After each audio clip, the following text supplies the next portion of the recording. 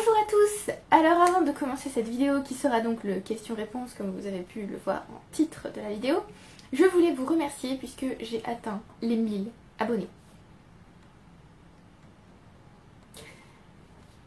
Je passais sur YouTube comme ça, j'étais à 960 je crois, et je vais sur ma chaîne et je vois 1002. Je crois qu'il y a eu un problème dans l'algorithme de YouTube, nous allons revenir plus tard. Et aujourd'hui je suis à 1080. Voilà, donc ce n'est pas l'algorithme YouTube, c'est vous, donc merci beaucoup. Je vous adore, vous êtes magnifiques, vous êtes géniaux, merci.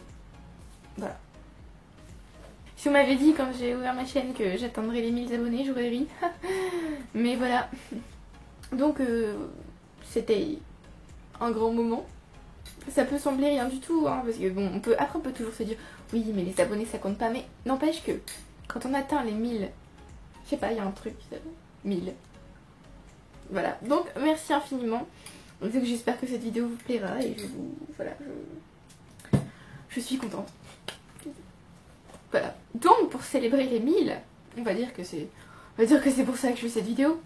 Pas du tout préparée, n'est-ce pas? On va faire les questions-réponses. Voilà. Donc vous m'avez posé plusieurs questions, j'en ai 23 en tout. Et je vais donc répondre à toutes, parce que je voulais répondre à toutes. Je ne voulais pas en laisser une seule sans réponse. Alors, donc merci à tous ceux qui ont envoyé des questions, parce que moi aussi, faire une question-réponse sans question, ça n'aurait eu pas grand intérêt. Donc merci beaucoup. Il y a eu plusieurs fois les mêmes questions, donc logiquement j'ai répondu à tout le monde. La fille qui stresse, est-ce que je l'ai bien fait? Alors, la première question c'était de Christelle. Si tu as ton CAPES cette année, repasseras-tu l'agrégation l'année prochaine? Non. Non. Non, non, non, non. Pourquoi? Alors, si j'ai mon CAPES cette année déjà, je serai tellement heureuse. Ce sera une grande célébration. Formidable. Ça va être... Voilà. Mais je ne repasserai pas l'agrég pour l'instant. Parce que j'ai passé l'ENS après la prépa. Donc en Cagne, c'était en 2015 je crois. On est en 2019, j'ai passé l'agrégation, il y a 4 ans de différence et ça aurait pu être le même stress si ma mamie n'était pas décédée en octobre. Et je n'ai plus envie de stresser à ce point, c'est n'importe quoi. J'ai envie de travailler un peu, de commencer ma vie active parce que j'ai l'impression de stagner et ça m'agace énormément. J'ai envie de déménager, j'ai envie d'avoir un salaire. Oh mon Dieu, avoir un salaire ça va me changer la vie. J'ai envie d'autre chose, donc non, je ne repasserai pas l'agrégation pour l'instant, mais je le repasserai sans doute en interne. Je crois qu'il faut 5 ans après le CAPES pour la passer. Donc voilà, je ferai comme ça, je pense. Parce que je n'en peux plus de la fac, des concours, tout ça, je veux travailler. Deuxième question, c'était de Morgane. Est-ce que tu te poses des questions pour faire une chronique ou est-ce que c'est aléatoire? Alors, avant, j'avais un espèce de plan pour faire des chroniques. Je commençais par dire où j'avais eu le livre, ou si on m'avait prêté tout ça, combien de temps ça faisait qu'il était dans ma palle, parce que ça fait très longtemps. Après, je parlais de manière générale du livre, de l'histoire, de l'action, ce que j'ai aimé, ce que j'ai pas aimé, voilà, des trucs généraux, l'écriture. Après, je passais aux personnages, en troisième partie, on va dire. Ta fille faisait une disserte quand elle faisait une chronique, c'est voilà. Et à la fin, voilà. Et je faisais une petite conclusion pour dire en gros, voilà, j'ai aimé ce livre était cool. Mais depuis quelques temps, j'ai remarqué que je ne suivais plus du tout mes plans. Voilà. Maintenant, je fais plutôt sur ce que j'ai à dire en fait. Donc, oui, alors des fois, avant, même quand j'avais un plan, je faisais parfois des parties sur des choses très importantes dans le livre. Par exemple, si c'est un livre qui parle beaucoup de la religion, comme c'est le cas dans Maudit de Joyce Carol Oates, il me semble que j'ai fait une partie juste sur la religion. Alors maintenant, c'est plus... je m'inspire beaucoup des chroniques que je fais sur Goodreads, qui sont en anglais donc, et parce que du coup je me dis c'est bien de partager avec des anglophones et avec des francophones, donc je fais aussi des chroniques sur Goodreads en anglais, ce qui fait 2 fois plus de travail. Super. Donc je m'inspire de mes chroniques Goodreads pour écrire la chronique en français. Je rajoute des choses quand même, puisque c'est le blog et que c'est plus en avant quand même, c'est plus important pour moi le blog que Goodreads. Et je commence par dire si j'ai un avis mitigé, si c'était génial ou si c'était pas possible. Dans ce cas-là, j'explique pourquoi c'était si bien ou quoi. Souvent je commence par le positif et après je pars vers le négatif. Du coup j'ai inclus souvent les personnages dans ces points positifs et négatifs. Et je ne parle plus tellement de la fin il me semble, dans mes dernières chroniques. Ou alors un tout petit peu. Si la fin a quelque chose de spécial, je vais en parler, sinon non. Donc mes chroniques n'ont plus tellement de plans. Oui, maintenant c'est plutôt comme les idées me viennent, on va dire. D'ailleurs je tiens à vous dire, je suis désolée si cette vidéo est longue, mais voilà, j'avais tellement envie de vous répondre que je vais élaborer, je suis désolée. Après, Aurélie me demande, qu'est-ce qui t'a donné envie d'être prof? Alors avant, je ne voulais pas être prof du tout. Je repoussais le plus possible cette possibilité parce que je ne voulais pas du tout être prof. Puisque j'avais un gros esprit de contradiction, on va dire, que j'ai toujours en fait, mais plus pour prof. Je suis désolée, j'ai préparé un thé. D'ailleurs, je vous recommande de faire la même chose, puisqu'on est qu'à la 3ème question, il y en a 23. Voilà. Par contre, c'était trop chaud, je ne vais pas le voir maintenant. Donc voilà, esprit de contradiction, je ne voulais pas du tout être prof, parce que c'est souvent on dit que les gens qui font L deviennent de toute façon prof. Et je voulais prouver qu'on pouvait faire L et ne pas être prof. Le problème, c'est que beaucoup de monde, moi compris, pense que je suis faite pour être prof. C'est mon truc, c'est comme ça. Voilà. Donc je ne peux pas faire autrement, je pense. C'est comme je ne voulais pas être prof de français.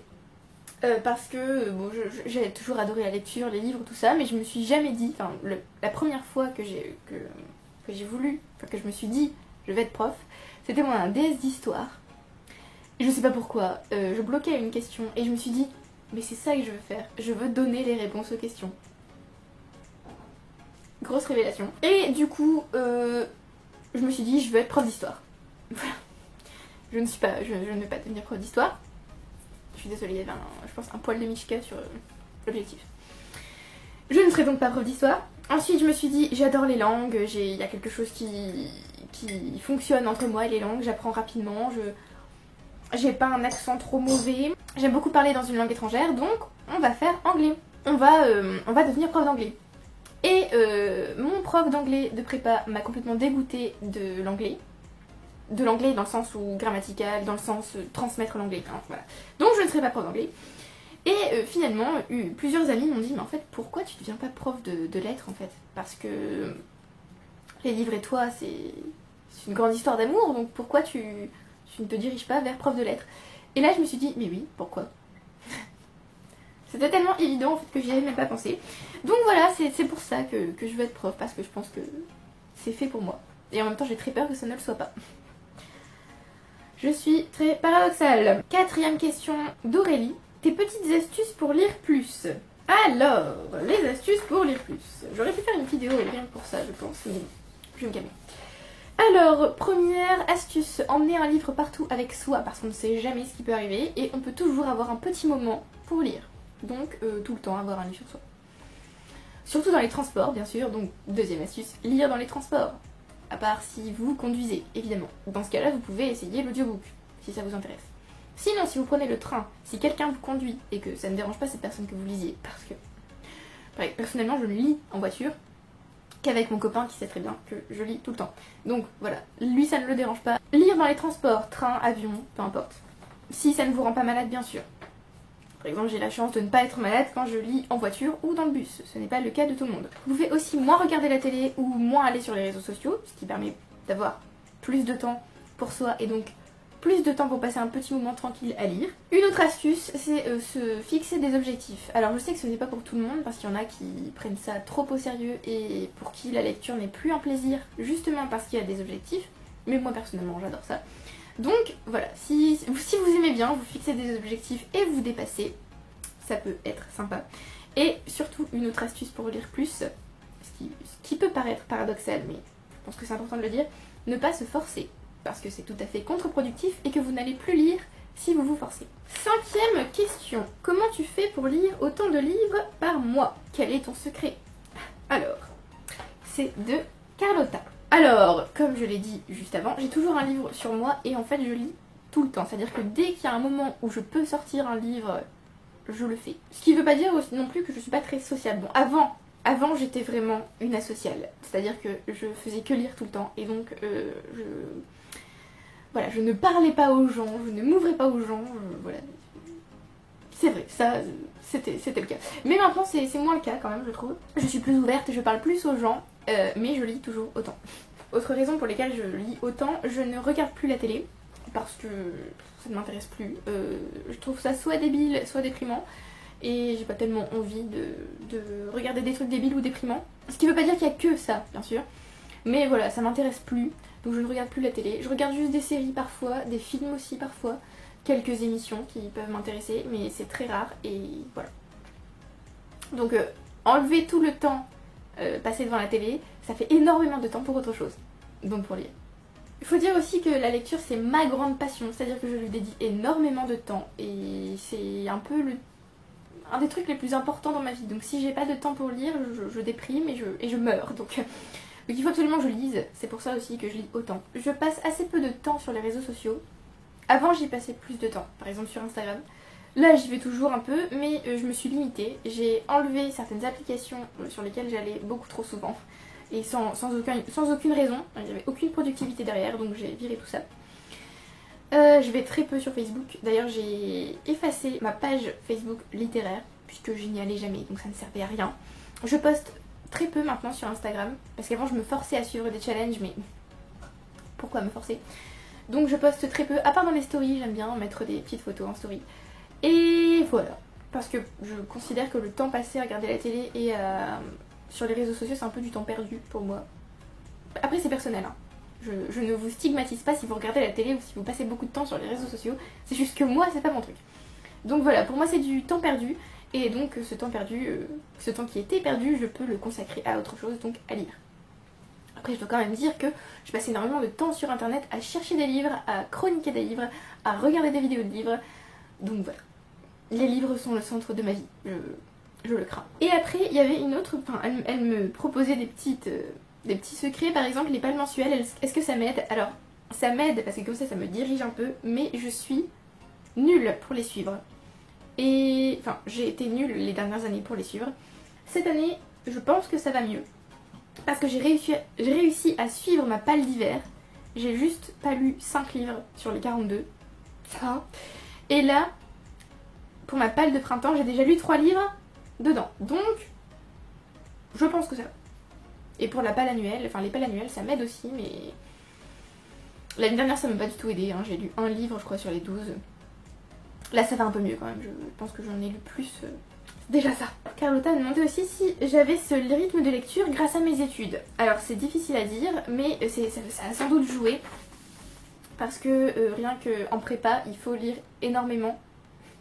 Par exemple, le programme de lettres, il y a première partie roman, deuxième partie poésie, troisième partie théâtre, et j'ai lu toutes les œuvres au programme. Ça faisait beaucoup, quand même. Et je lisais quand même à côté, sinon j'allais mourir. Je pense aussi que c'est mon ouverture à la littérature en troisième qui m'a permis d'avoir un rythme pareil, puisqu'en troisième j'ai lu Les Fleurs du Mal, ensuite j'ai lu Dracula, ensuite j'ai lu Frankenstein. Donc forcément je me suis dit oh mon dieu mais c'est génial, il y a tellement de livres possibles à lire, c'est trop bien. Et donc j'ai commencé à lire énormément et à avoir un rythme très soutenu.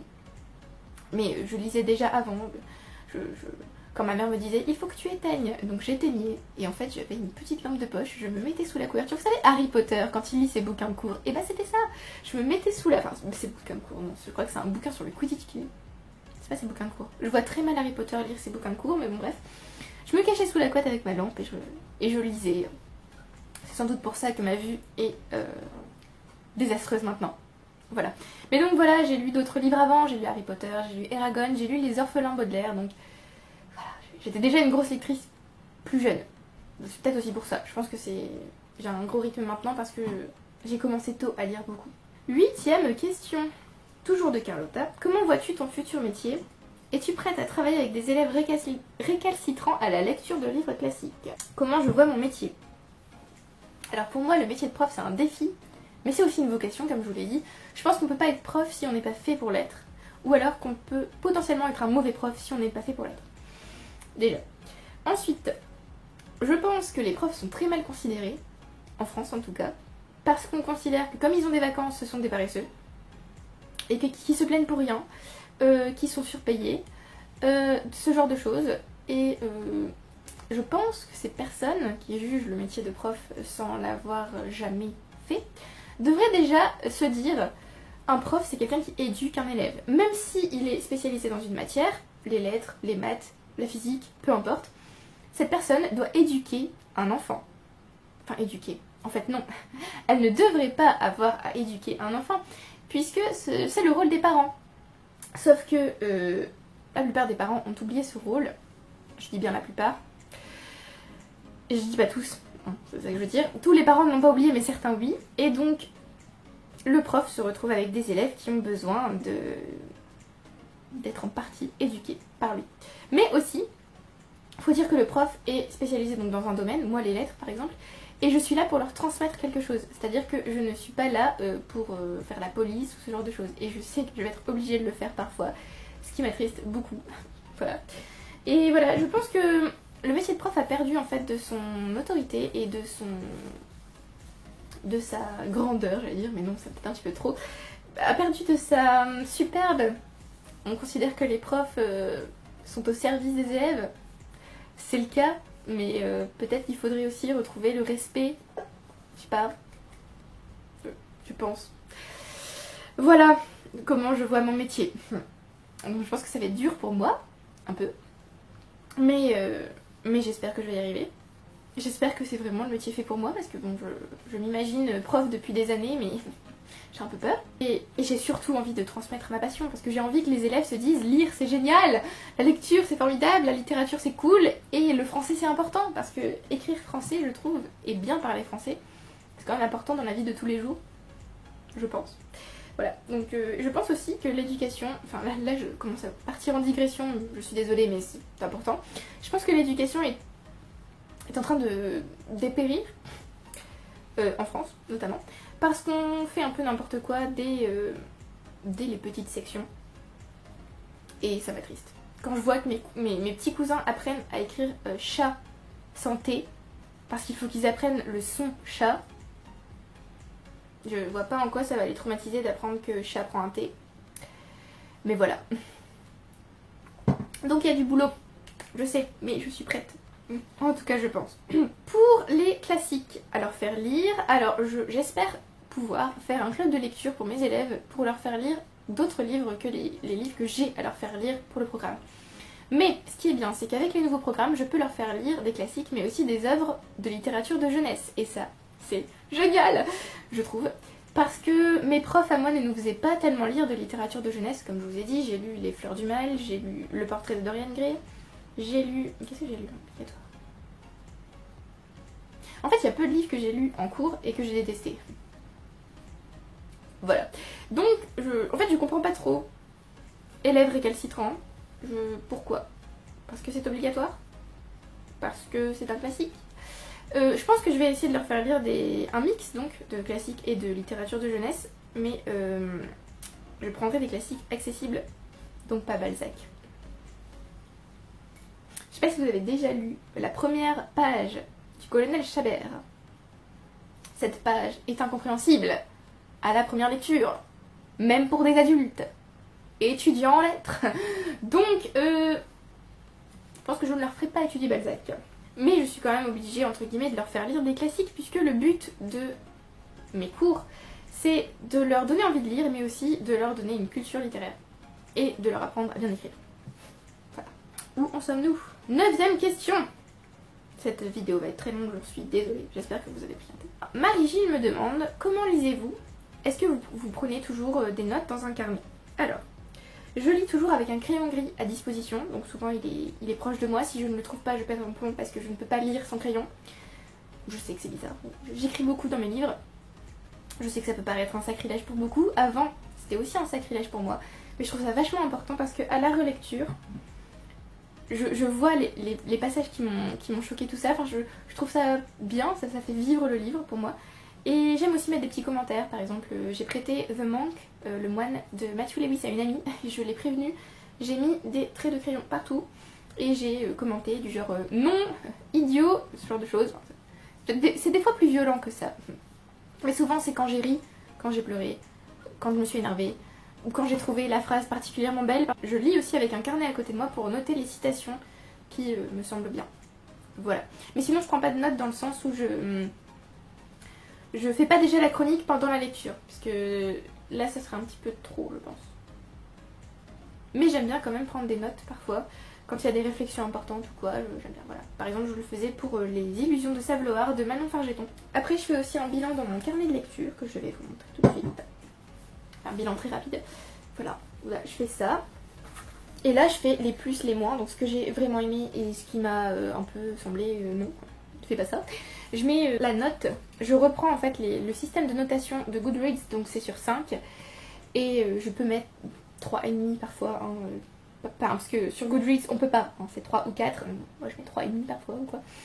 Des fois je change ma note, je mets souvent d'où me vient le livre, depuis combien de temps je l'ai, tout ça, qui me l'a offert aussi parfois. Je fais aussi une chronique sur le blog, histoire de fixer mon avis et ma réflexion, pour que d'autres lecteurs puissent se dire « Oh tiens, ça pourrait m'aller » ou quoi. J'aime beaucoup faire des chroniques, ça me permet de... Je peux passer à autre chose en fait. Parce que si je fais pas la chronique, je ne peux pas passer à autre chose. Par exemple là, je sais que j'ai 2 chroniques de retard. Bon, je vais passer à autre chose quand même. Mais j'aime pas parce que j'ai envie que ce soit fait. Et pas de pouvoir laisser le livre derrière moi parce que je pense que les livres restent toujours un peu avec nous. Mais au moins je peux me concentrer pleinement sur d'autres lectures. Je sais pas si je suis très claire. Toujours un carnet, un crayon et le livre. Mais ils sont pas toujours utilisés, mais ils sont toujours là. Ali me demande comment j'organise mes journées pour être efficace. Alors, en fait, je n'organise pas tellement mes journées, à part quand j'ai beaucoup de choses à faire, mais sinon j'ai un planning dans la tête, ça fait un peu des cases où je me dis alors il faut que je fasse ça, ça, ça. Et j'ai pas vraiment d'horaire pour les faire, ce qui est l'avantage de ne pas aller en cours et de ne pas avoir des horaires de travail pour l'instant. C'est pour ça que ça va être, quand j'aurai un travail, je pense que ça va, je vais devoir m'organiser plus par rapport à des horaires ou quoi. Mais là c'est pas le cas, donc je fais un petit peu, j'essaie de tout caser dans une journée on va dire. Mais donc j'ai un planning dans la tête pour le jour et parfois pour la semaine. Et des fois je fais des listes histoire de plus me stimuler à faire les choses. Sinon ça risque de traîner. Et je déteste faire traîner. Laure, j'ai très mal écrit, je suis désolée, je pense que c'est Laure. Laure m'a demandé, as-tu d'autres passions en dehors de la lecture? Alors j'avais d'autres passions. Je vais bien le passer. J'avais d'autres passions mais la lecture les a un peu mises de côté parce que la lecture est devenue omniprésente et très invasive dans ma vie. Je pense que ça se voit. Maintenant tout ce que je fais c'est un peu par rapport au livre, mais j'avais d'autres passions. Je dessinais beaucoup, maintenant c'est plutôt rare. Mais vous avez déjà vu certains de mes dessins, je pense qu'ils étaient pendus au mur avant. Je me demande si je peux pas vous en trouver un, tiens. Cette vidéo n'est pas encore assez longue, il faut en plus qu'elle a. Alors, je vous disais donc le dessin. Par exemple, je fais Ariel. Mais c'est toujours de l'imitation en fait, ça vient pas de mon esprit directement. Enfin, j'arrive à imaginer des choses à reproduire, mais j'arrive pas à les reproduire. Voilà, c'est bien le problème. Voilà. Ces dessins-là, je les ai fait il y a un siècle et demi, je vous le dis.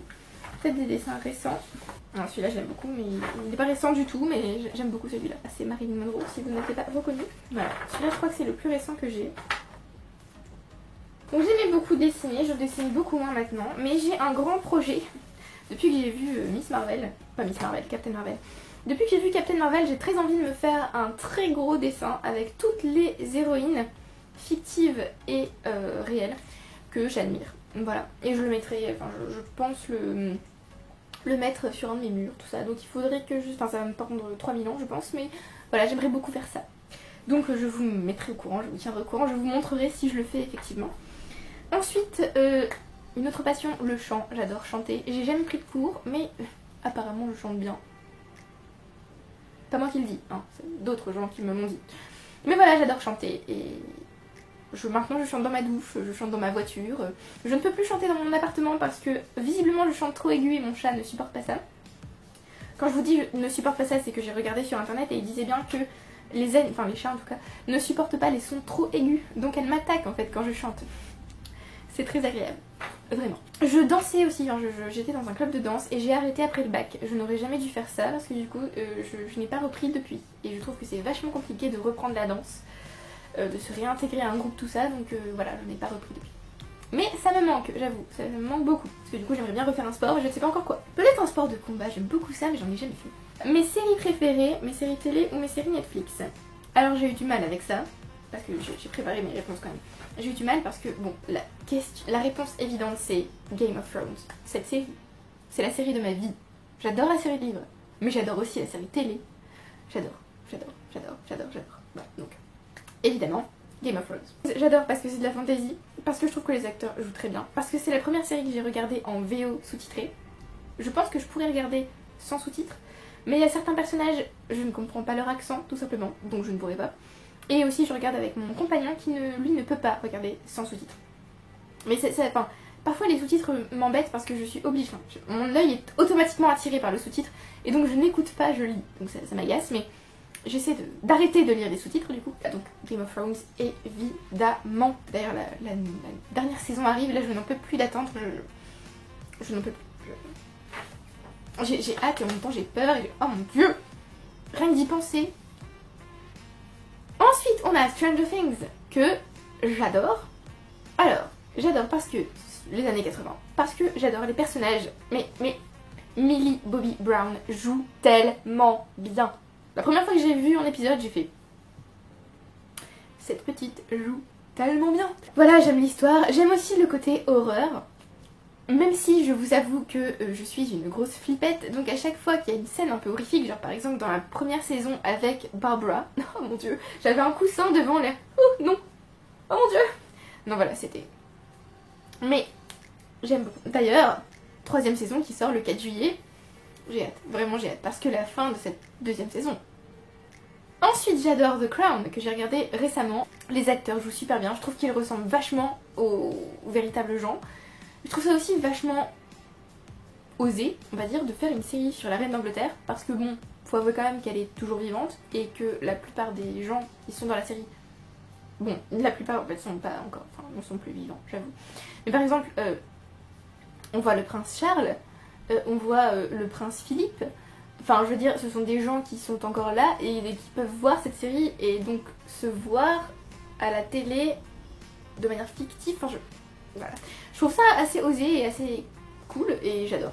C'était super. Et évidemment, The Haunting of Hill House. Cette série.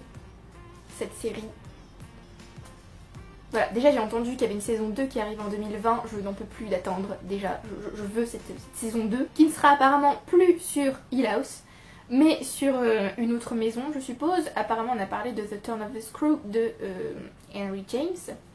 Je vais donc lire cette nouvelle que je dois lire depuis un moment, mais bon, j'avoue que j'ai toujours... En fait, j'ai peur de cette nouvelle. Je sais pas pourquoi. Rien que le titre, le tour d'écrou, ça me dit rien du tout. Vraiment. J'imagine des trucs de torture et tout. Donc. Mais c'était génial, j'ai adoré l'esthétique de la série, j'ai adoré les personnages, j'ai adoré ce qu'ils ont fait de The Haunting of Hill House. Même si ça ne suit pas le livre, j'ai vu la série comme quelque chose d'à part et j'ai adoré. Voilà. Donc j'ai hâte de voir la 2ème saison. Et avant, il y avait d'autres séries quand j'étais plus jeune que j'adorais. Charmed par exemple, mais j'adorais tellement ça. Des sorcières quoi. Moi j'étais fan de Phoebe. Et quand on jouait dans la cour d'école, on jouait à Charmed justement. J'étais toujours Phoebe parce que voilà, j'adorais ce personnage. Elle n'avait pas de pouvoir vraiment... comment dire, elle pouvait pas exploser des choses ou quoi. Mais je la trouvais géniale. Donc voilà. J'adorais aussi Smallville. C'est pour ça je pense que j'adore Superman, parce que Smallville. Et j'adore aussi Grey's Anatomy, mais je regarde plus du tout. J'ai arrêté de regarder, je sais pas trop pourquoi. Depuis la saison où un personnage meurt, et ça m'a tuée. Hein. Je n'ai plus tellement regardé. J'ai regardé la saison d'après, et après j'ai plus tellement regardé. Voilà, je pourrais aussi vous parler de mes films préférés, mais je vais me calmer. Laure me demande aussi, aimes-tu manger, boire et écouter de la musique quand tu lis? Alors... c'est maintenant rare que je mange pendant que je lis parce que je mange surtout du chocolat en lisant et que du coup ça laisse des traces dans mes livres et voilà. Oui, j'ai déjà taché des livres avec du chocolat. Pour boire, j'aime boire pendant que je lis. Souvent je bois du thé ou du jus de fruits, mais c'est souvent du thé. Alors, je vais vous parler de mes thés préférés. Bon, déjà il y a celui-là que je buvais là. C'est du thé noir, c'est du Yellow Label de chez Lipton. J'adore ce thé. Faut dire que j'aime beaucoup le thé noir, plus que le thé vert, je pense. J'aime le rooibos aussi. Nature, à la pomme, à la vanille. j'adore. J'aime le thé au jasmin et le thé noir Earl Grey et l'English Breakfast. Voilà. Mais je suis une grande fan de thé et voilà, j'aime bien expérimenter tout ça. Le seul que j'aime pas tellement, le thé au riz, je n'aime pas ça du tout. Déjà rien que le nom a l'air d'être une blague, mais non. Et le thé au gingembre et au citron, moyen. Mais sinon j'aime beaucoup le thé. Et donc j'en bois en lisant. Et pour la musique, c'est rare que j'écoute de la musique. Mais si c'est le cas, c'est souvent parce qu'il y a du bruit autour et que j'arrive pas à me concentrer. Donc j'écoute des musiques instrumentales d'ambiance, donc des musiques exprès pour lire de la fantasy ou quoi, donc des musiques un peu épiques, tout ça, ou de la musique classique, mais pas de musique avec des paroles, sinon je n'arrive pas à me concentrer. D'ailleurs je crois que j'ai dans mes vidéos j'aime sur YouTube, j'ai une immense playlist de vidéos j'aime. Je pense que dedans il y a des vidéos de musique instrumentale pour lire. Question 14 de toujours Laure. Aimerais-tu faire un métier en rapport avec les livres? Alors je considère que le métier de prof que je vais faire là, c'est un métier en rapport avec les livres puisque c'est le but, enfin pour moi c'est le but de transmettre la littérature et les livres que j'aime et pas seulement ceux que j'aime bien sûr, ceux que les élèves pourraient potentiellement aimer. Voilà, c'est le but de mon travail de prof pour moi. Ça me permettra aussi d'avoir du temps pour lire moi-même. Parce qu'il faut avouer que je veux avoir du temps pour lire et aussi pour écrire parce que j'ai commencé plusieurs romans que je n'ai jamais terminés. Donc j'aimerais bien quand même finir au moins un roman dans ma vie et éventuellement le publier. Et voilà, et aussi ça me permettra du coup de transmettre mes nouvelles lectures à mes élèves. Sinon, d'autres métiers en rapport avec les lettres, prof doc, ça m'intéresse vachement. Mais bon, je me dis qu'il y a tous les avantages d'être prof sans les inconvénients, par exemple les copies à corriger, tout ça. Mais voilà, c'est pas... Ça m'intéressait aussi beaucoup, mais je pense que je l'ai su trop tard en fait. Donc je suis restée sur prof de lettres. Il y a aussi libraire qui a l'air top, mais c'est compliqué de se faire une place et d'avoir une vie normale entre guillemets, puisque bon, il y a les horaires, il y a le salaire, tout ça, donc pas top. Et il n'y a pas tellement de réelle transmission, je pense, parce que si on est libraire dans une grande enseigne ou si on n'est pas le gérant de la librairie, il n'y a pas tellement de transmission avec les clients, on attend juste qu'ils viennent vers nous pour nous demander des recommandations, mais sinon nous-mêmes nous n'en donnons pas, donc voilà, je sais pas trop. Franchement, libraire c'est le métier rêvé pour moi, mais je sais pas. Et il y a bibliothécaire, mais c'est assez compliqué d'avoir une place il me semble, et il y a aussi un stage à faire de 6 mois à Lyon, je sais pas quoi, enfin... Je me suis renseignée, j'ai fait oh là, non, je suis partie sur prof, je vais rester sur prof, c'est mieux. Question 15. Toujours de Laure. Laure, tu as posé énormément de questions, je te remercie. Alors, est-ce que YouTube t'a apporté quelque chose, t'a changé depuis que tu as commencé? Alors oui, ça m'a apporté la capacité de transmettre ma passion à travers les vidéos, parce que j'avais envie de parler de livres et je ne savais pas où en parler. J'en parlais déjà sur mon blog, mais c'est pas tout à fait pareil, il n'y a pas de... Je veux dire, il n'y a pas de contact direct, mais en même temps là non plus, puisque vous ne me répondez pas directement. Mais je veux dire, il n'y a pas de... Je parlais pas sur mon blog, donc c'était pas pareil. Ça me permet de plus partager mes lectures, même les lectures dont je ne parle pas sur le blog. Ça m'a permis aussi d'être beaucoup moins chiante avec mon entourage non lecteur, par exemple Gaël qui ne lit pas, le pauvre. Je lui parlais tout le temps de mes livres, de mes lectures, tout ça, et je pense que je le saoulais, clairement. Donc voilà, c'est mieux maintenant, puisque je lui en parle moins, vu que je vous en parle à vous. Vous êtes mon défouloir, je suis désolée. Et ça m'a aussi apporté des amis, évidemment, puisque j'ai rencontré beaucoup de gens grâce à YouTube, que ce soit des abonnés ou d'autres youtubeurs, par exemple Salomé. D'ailleurs, on va bientôt se voir pour la nuit Game of Thrones, le 28 mars.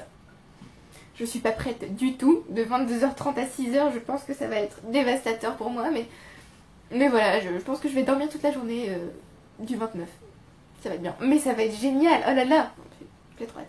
YouTube m'a aussi fait voir le côté, enfin un côté un peu négatif. Par exemple les gens qui mettent des commentaires juste pour être méchants, ou ceux qui vous disent que vous avez tort de penser ce que vous pensez sur un livre et que eux ont raison, alors que je pense que la littérature c'est quand même une question de goût. Quel exemple prendre, je ne sais pas. Je vais vous prendre ma lecture en cours. Par exemple, il y a des gens qui détestent Cassandra Clare et qui continuent de la lire juste pour dire qu'ils détestent, ce que je ne comprends pas tellement. Il y en a qui adorent, mais je ne comprends pas pourquoi les gens s'énervent pour des livres, parce que on peut dire qu'on n'aime pas, on peut pas dire que c'est de la merde. C'est ce que j'essaie de faire comprendre parfois à certaines personnes qui s'énervent en disant oui de toute façon c'est de la merde. Non, tu peux dire que t'aimes pas et tu peux expliquer pourquoi, mais juste dire c'est de la merde, ça n'apporte rien au dialogue en fait. On peut pas tellement parler avec quelqu'un qui dit ce genre de choses. Pareil pour ceux qui adorent certains livres, ils disent oh c'est génial, point. Non, je pense qu'il faut quand même expliquer ce qui est génial, pourquoi on adore, ce genre de choses. Enfin, voilà, c'est pour ça aussi que j'aime faire des vidéos, parce que je vous explique pourquoi j'ai adoré un livre, ou pourquoi je l'ai détesté, ou pourquoi il est moyen. Et voilà, donc ça c'est le côté négatif de YouTube, les gens qui vous disent bah, vous avez tort parce que vous aimez pas ça, ou les gens qui s'énervent parce qu'on n'aime pas un auteur, ou parce on n'aime pas un classique, ou ce genre de choses. C'est pas parce que le livre est un classique qu'il doit être aimé par tout le monde, et qu'il est génial ou quoi. Et voilà, donc voilà, c'est juste le côté négatif, mais ce côté-là était déjà sur le blog, donc voilà, c'est plus le côté négatif de la communauté, on va dire. Ce qui est dommage, parce que sinon c'est une communauté géniale. Toujours l'or, un aliment et une boisson que tu adores. C'était super dur de choisir parce que je suis pas difficile, j'aime pas mal de choses. Mais du coup, un aliment que j'adore, je dirais les pâtes, parce que je peux manger des pâtes toute la semaine. J'adore ça. Voilà. Si un jour vous me recevez chez vous, ce qui je pense n'arrivera sans doute jamais, faites-moi des pâtes, je serai ravie. Et une boisson que j'adore, le thé, du coup, parce que j'ai découvert le thé il y a pas tellement longtemps. Et j'adore ça. 17ème question, la plus grosse bêtise de Mishka. Alors, Mishka, on a fait des bêtises, hein, je peux vous le dire. Mais alors, je pense que la plus grosse, c'est quand elle était bébé. Enfin, elle le fait encore maintenant, mais elle me suit partout. C'est-à-dire que quand je vais quelque part, je sais qu'elle est là. Là, elle est pas là parce qu'elle sait que je ne bouge pas dans la maison. Mais si jamais je bouge, elle me suit partout. Quand elle était bébé, je vais aux toilettes, normal. Hein, j'ai envie de dire normal. Et en fait, souvent, maintenant, elle est moins rapide, on va dire, entre guillemets, mais quand elle était bébé, je n'avais pas le temps de fermer la porte parce qu'elle était déjà là. Ou alors elle pleurait devant la porte. Donc voilà, je ne supportais pas d'entendre mon chat pleurer, je vous avoue. Donc je lui ouvrais et elle restait avec moi. C'est tout au début qu'elle était avec nous. Et en fait, j'étais aux toilettes normales quoi, enfin, voilà. Et donc, je vais pour fermer la cuvette, et là, je ne sais pas pourquoi, je ne sais pas ce qui lui a pris. Elle a dû se dire « Maman, je t'aime !» Et elle a sauté, et elle est tombée dans la cuvette. Voilà! C'était génial, j'ai dû la laver, elle s'est débattue comme une folle. Elle m'a détestée pendant les 3 heures qui ont suivi. Et, enfin, en même temps, elle me détestait, mais en même temps, elle voulait être avec moi pour être assurée, donc elle était à côté de moi, mais j'avais pas le droit de la toucher. Et alors, un chat. Alors, vous avez déjà vu Mishka, si vous êtes là depuis longtemps.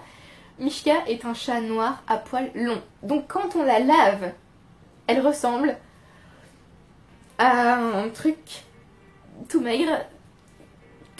Non, voilà, c'était la pauvre. Mais donc voilà, elle m'a détestée, c'était... Voilà. Et j'ai écopé de plusieurs griffures, vu qu'elle a essayé de partir, elle m'a griffé de partout. Mais voilà, c'était horrible sur le coup, mais maintenant je peux en rire. Donc c'était pas si terrible. Mais je pense que c'est sa plus grosse bêtise. Sinon, elle a aussi cassé un vase énorme chez ma mère.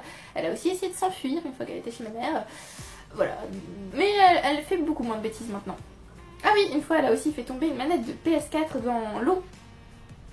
On était partis et je sais pas, elle a dû gratter sur le meuble et donc elle a fait tomber la manette et elle est tombée dans son eau. Ce qui fait qu'elle ne marche plus. Génial! Azéane me demande, as-tu des... Alors Azéane m'a posé plusieurs questions. Elle m'a d'abord demandé, as-tu des moments de la journée où tu préfères lire? Je lis tout le temps, donc c'est un peu compliqué, mais je pense que mes moments préférés c'est au réveil et avant de dormir. Elle me demande aussi, où te procures-tu tes livres VO? Alors, si c'est de l'occasion, je me les procure où je les trouve, c'est-à-dire sur Amazon, il y a beaucoup de vendeurs d'occasion, sur Momox, quand mon panier est supérieur à 15 € pour ne pas payer les frais de port. Chez Oxfam, ils ont des livres VO dans les bibliothèques participatives et quand ma bibliothèque vend des livres, puisqu'ils vendent aussi des livres en VO. Je vais aussi dans d'autres librairies d'occasion, par exemple je vais à Emmaüs, parfois ils ont des livres d'occasion, ou à la bouquinerie des Flandres, à la Gorgue. Si vous êtes dans le nord, allez là-bas, c'est génial, c'est génial. Je vous dis, allez-y. La bouquinerie des Flandres à la Gorgue. Ils ont une salle immense, avec que des livres à 1 €. J'ai trouvé plein de livres là-bas. Voilà, 1 € le livre, on se dit, c'est bon. Et pour les livres neufs, c'est soit Book Depository, soit Amazon, parce que c'est moins cher. Mais il m'arrive de les acheter en librairie. J'ai déjà acheté des livres en VO à la FNAC, sauf que... Ouais, à la FNAC ou au Furet. C'est-à-dire les librairies qui sont proches de chez moi. Mais c'est un peu plus cher et vu que mon budget n'est pas magnifique et n'est pas énorme, je peux pas dépenser des centaines d'euros en livres, je les achète en... voilà, book dépositerie Amazon. Alors, une petite anecdote sur Mishka et quel âge a-t-elle? Une petite anecdote sur Mishka. Mishka n'a pas de griffe aux pattes arrière.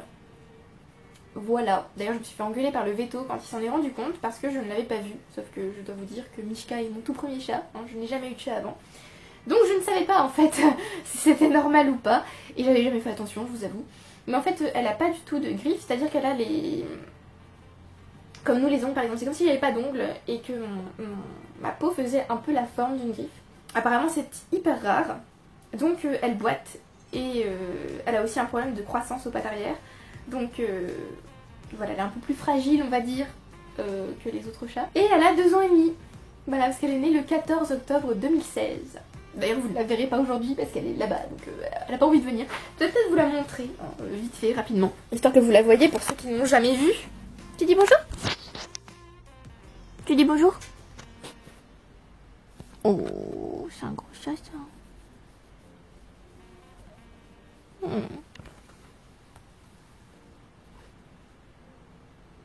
Et elle adore séduire les gens. Donc elle fait des petites têtes mignonnes. Elle a l'air énorme comme ça, mais en fait elle a des poils longs. Elle est pas énorme. Une petite crevette. Oh, vilaine. Bon, je vais la laisser tranquille. Ouh, je pense que je vieillis. Et la dernière question d'Azéane, c'est à quand le prochain vlog? Alors, je ne sais pas. J'avoue que ça prend... Enfin, j'aime beaucoup faire des vlogs, hein, je trouve ça génial. Sauf que ça prend énormément de temps à corriger parce que je filme beaucoup et je parle beaucoup. Et du coup, ça prend du temps. Donc, peut-être pour le Owl Readathon. Peut-être. C'est tout le mois d'avril, donc peut-être que je ferai un vlog par semaine. Je sais pas, ça va être tellement long. Ou alors, je sais pas. J'ai très envie de faire un vlog, hein, mais oh, c'est tellement long. Waouh. Alors, on verra bien. Parce que c'est énormément d'investissement, on dirait pas, mais... Nous arrivons à la 22e question, bientôt fini, oui. Combien de temps lis-tu en moyenne par jour? C'est une question de Cassandre. Alors, c'est compliqué à évaluer parce que je lis vraiment tout le temps et vraiment n'importe quand. Et quand j'ai pas le temps de lire dans la journée parce que je fais quelque chose, je lis. Je me rattrape le soir, on va dire. Donc, je dirais en moyenne 7-8 heures par jour. Je pense. Je pense. Je suis pas sûre, mais ça doit être un truc comme ça. Et 23e question. Dernière question. De... Alors, je suppose que ça se dit Aileen. J'aime beaucoup... alors, si ça se dit bien comme ça, Aileen, j'aime beaucoup ton prénom. J'adore ce prénom. Comment tu reviens toute pimpante de la Greg? Pimpante, vraiment. Tu trouves que je suis pimpante, c'est gentil. Alors, je suis revenue pimpante de la Greg parce que ça s'est mieux passé que ce que je pensais. Je pensais que ça allait être catastrophique et que j'allais réussir à rien faire, tout ça. Donc j'avais moins de signes visibles de stress, mais en fait, quand je stresse, enfin par exemple quand j'ai passé l'ENS, le stress se voyait sur mon visage, c'était impressionnant, j'avais des plaques partout. Et en fait, maintenant, parce que c'était vraiment un autre level pour l'ENS, hein, c'était horrible, horrible, vraiment. Pour ceux qui s'en souviennent, vous vous souvenez, n'est-ce pas? Mais là, pour la grecque, ça a été le seul... endroit où on voyait que j'avais du stress, on va dire, c'était ici en fait, tout là, j'étais toute rouge. Je sais pas si ça se voit sur les vidéos précédentes, par exemple la vidéo juste après la grecque ou la vidéo juste avant, mais pendant quelques semaines, j'ai eu ici des traces de sécheresse. Là ça se voit moins, mais je le sens encore. Et donc c'est très rouge, c'est très sec et ça fait très mal. Donc voilà. J'ai aussi de l'eczéma sur les bras, tout ça, mais... voilà, c'était moins que pour le NS, heureusement. Et mes astuces anti-stress. Alors, j'en ai plusieurs. D'abord, il faut passer des moments avec ses proches et ne pas parler du concours. Surtout pas. Donc il faut passer des bons moments dehors ou à l'intérieur, discuter, jouer à des jeux de société. C'est très bien, jouer à des jeux de société. Par contre, je vous conseille, pour jouer au Trivial Pursuit, de faire des équipes. Comme ça, on s'engueule moins. Je vous conseille aussi de faire des petites lectures détentes, donc des livres que vous n'êtes pas obligé de lire, que vous avez envie de lire sur le moment, des livres qui vous permettent de vous évader, si c'est votre truc bien sûr, parce qu'il y a des gens qui ne peuvent pas lire quand ils sont stressés, ça arrive. Moi par exemple, j'ai besoin de lire quand je suis stressée. J'ai remarqué d'ailleurs que les périodes d'examen, c'est le moment où je lis le plus, ce qui est complètement n'importe quoi. Par exemple, quand j'ai passé le NS en avril, c'est le mois où j'ai lu le plus pendant l'année où je l'ai passé. 2015 donc, voilà. C'est le mois où j'ai lu le plus en 2015, n'importe quoi. Il faut aussi se promener un petit peu, sortir, faire des activités, voilà, histoire de pas penser. En fait, c'est pour éviter de penser au concours ou à ce qui nous stresse.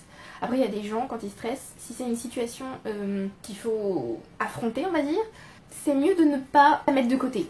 Parce que ça va rien changer, en fait. Si c'est une situation stressante parce que vous devez affronter quelque chose, faites-le. Détendez-vous peut-être un petit peu avant et faites-le. Mais sinon, si c'est quelque chose que vous attendez, un examen ou quoi, ouais, il faut essayer d'éviter d'y penser, passer des moments. Ne pas se plonger trop dans les révisions, parce que c'est contre-productif parfois.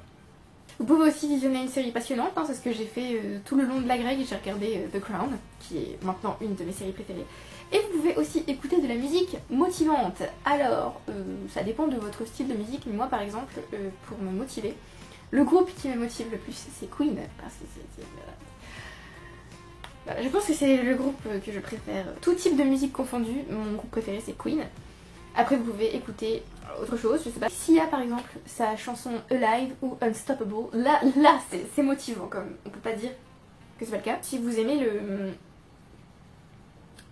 rock metal, je dirais, je sais pas trop comment qualifier ce groupe, mais si vous aimez ce genre de musique, vous pouvez aller écouter le nouvel album de Daron Malakian et N. Scars on Broadway. Cet album est top. Mes chansons préférées pour l'instant sont Lives et Guns Are Loaded, si ça vous intéresse. Après, les chansons préférées de Queen, Innuendo, j'adore. Another One Bites the Dust. Après, j'aime aussi des chansons plus tristes, mais bon, du coup, c'est pas les chansons que j'écoute quand j'ai envie d'être motivée. Mais voilà, vous pouvez faire tout ça pour être moins stressé. Cette vidéo était interminable. Je voulais vous remercier d'avoir regardé la vidéo jusqu'au bout et de m'avoir posé toutes ces questions. Je vous remercie encore pour les 1000 abonnés parce que c'est énorme. J'espère que vous avez passé un bon moment malgré le temps. Merci beaucoup à ceux qui aiment, qui commentent et qui s'abonnent. Et je vous retrouve bientôt pour une prochaine vidéo. Bye!